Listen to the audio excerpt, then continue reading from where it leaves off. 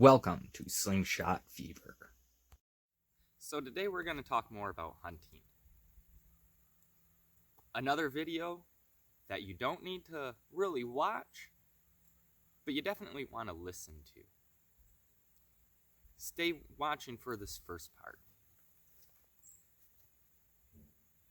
This is our imaginary ammo.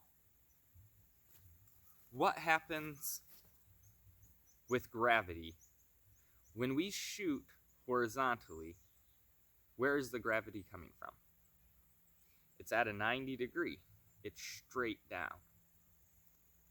So our ball flies with gravity forcing down this way.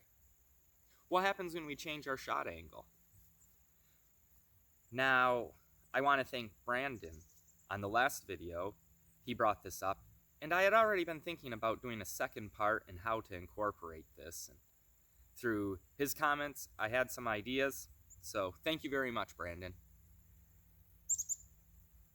We've all experienced the shots high up in the tree where we shoot and we miss. Why is that? Well, that's because gravity is not affecting our ammo the same way as when we shoot horizontally.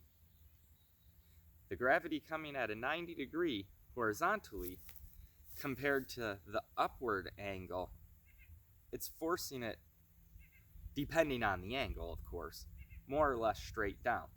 This causes more ball droppage. We're dropping in velocity faster, which causes our ball to drop faster. Now, when shooting downhill, the opposite, we're shooting with gravity. So there's less effect. Now, Brandon brought this correlation up because we all that have been in archery have shot from elevated platforms and realized our arrow flight path was different. Much goes for long distance rifle shooting. However, with long distance rifle shooting, the much higher velocity, there's much less effect as quickly.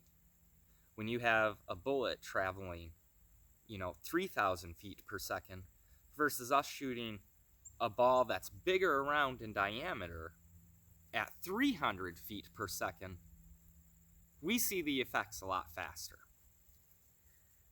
So where does this correlate to hunting? Well,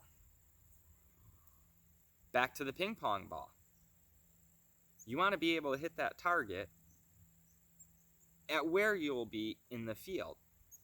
So if you're shooting up at squirrels and trees, make sure that you're practicing shooting up.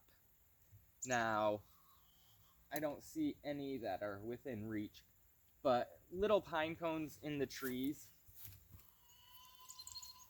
little tiny pine cones like this, are great targets. That's about the size of a good kill spot on a squirrel.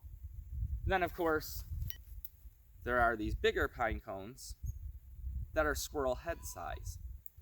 So make sure if you're shooting at squirrels or birds that are in the trees, shoot at pine cones, the little maple tree helicopter things, leaves, etc. But pick a target that correlates to the shots you will be making hunting.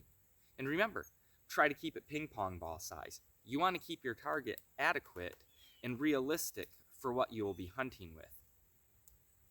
So keep that in mind.